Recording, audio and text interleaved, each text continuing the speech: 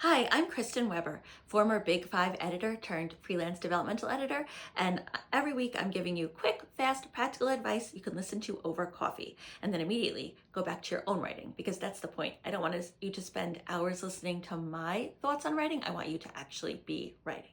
So today I want to talk about one of the biggest mistakes I see in manuscripts, which is your manuscript is probably starting too early.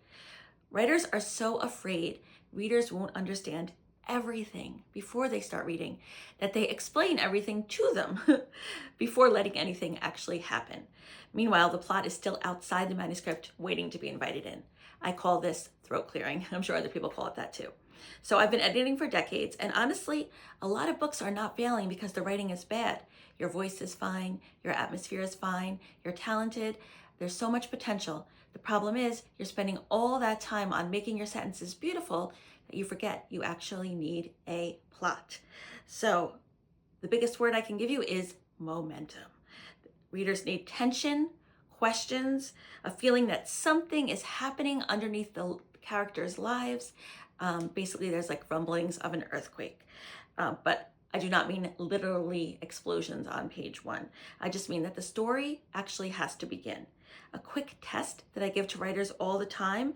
By the end of chapter one, your reader should probably understand what your character wants, what problems exist, and what outside problem is beginning, and what might change if they keep reading. If none of that is clear yet, then there's still a very good chance you're in setup mode. Another thing I tell writers is go through every scene in your opening and ask, what changes? Does tension increase? Does new information arrive?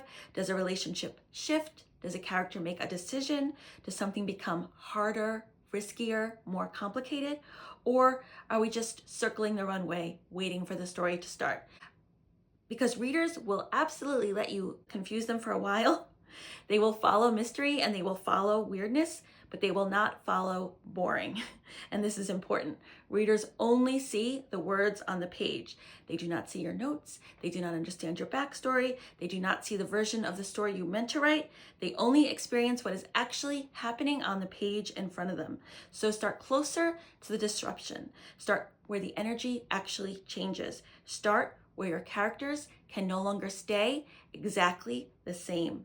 Honestly, a huge part of revising, a huge part of the notes I give my clients is that your story actually starts 20, 30, 50, sometimes even 100 pages later than you actually think it does. And that's normal. That's writing.